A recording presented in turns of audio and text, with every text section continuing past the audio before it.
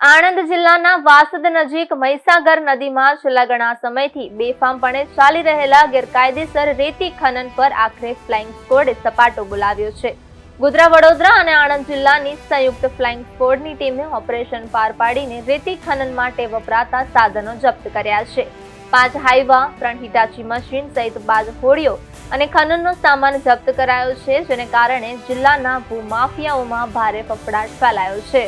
Flying squad દ્વારા આણંદ જિલ્લાના તંત્રને જાણ કર્યા વગર આ ઓપરેશન હાથ ધરવામાં આવ્યું હતું, જેને પગલે સ્થાનિક વહીવટી તંત્રની કામગીરી સામે ગંભીર સવાલો ઉભા થયા છે. આટલા મોટા પાયે ગેરકાયદેસર ખનન ચાલી રહ્યું હોવા છતાં સ્થાનિક ખાણ ખનિજ વિભાગની કામગીરી સામે ગંભીર સવાલો ઉભા થયા છે.